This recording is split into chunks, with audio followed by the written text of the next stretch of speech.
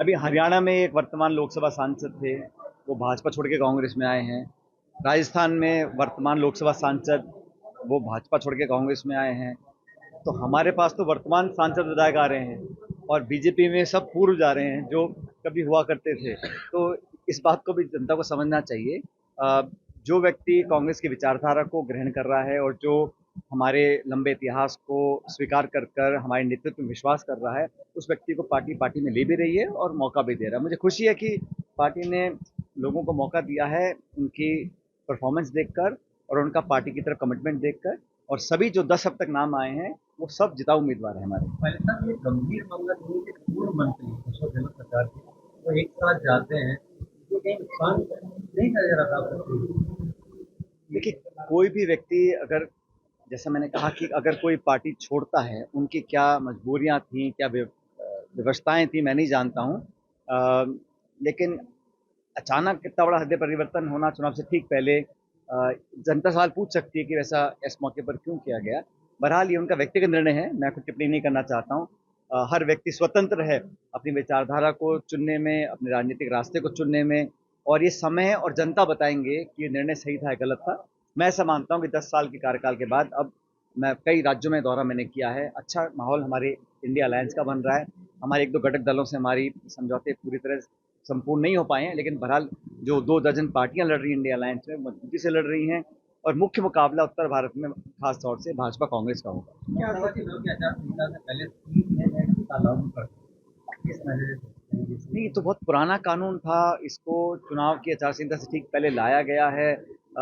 मुझे खुशी होती है अगर ये सरकार एमएसपी पे कानून लेके आती है, ये सरकार नरेगा की तरह कोई रोजगार संबंधी कानून लेके आती है, जन कल्याण का ऐसा कोई कानून लेके आती है, हम उसका स्वागत करते हैं। देखिए, कोई भी काम अगर जनता के हित में होता है तो सरकार कोई भी हो उसको हम अप्रिशिएट करते हैं। लेकिन ये जो किया गया है ठीक पूर्व संध्या पे चुनाव के, ये कहीं ना कहीं इसमें ध्रुवीकरण करने की कोशिश मैं समझता हूँ केंद्र सरकार की रही है। अब चंडीगढ़ में चुनाव हो रहे हैं, निर्वाचन अधिकारी क्या कर रहे हैं, सुप्रीम कोर्ट को हस्तक्षेप देने के बाद न्याय वहां पर हम लोग ला पाए, करा पाए। अभी निर्वाचन आयोग जो हमारे कमिश्नर हैं वो इस्तीफा दे रहे हैं।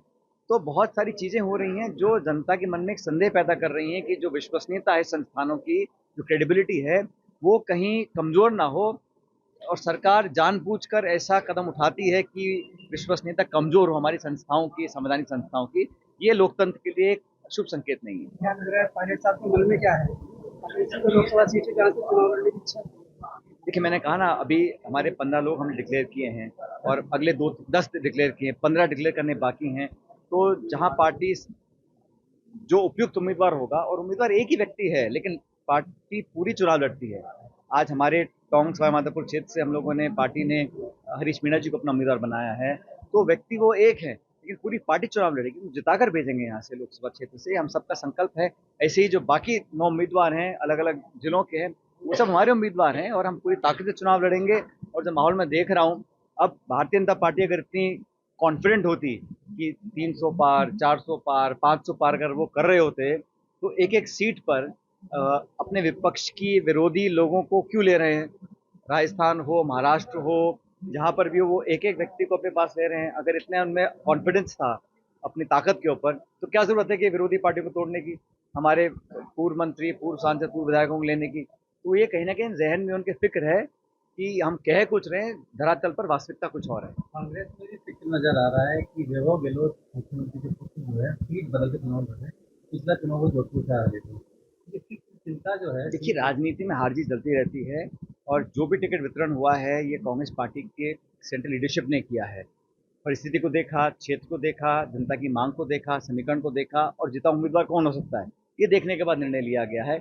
जो भी जहां से चुनाव लड़ रहा है पूरी मजबूती से लड़ेगा, कांग्रेस पार्टी एकजुटता से चुनाव लड़ेगी और सफलता हासिल करेगी। राजस्थान और सचिन पायलट का रिश्ता रहा था। जीवन के अंतिम सांस तक।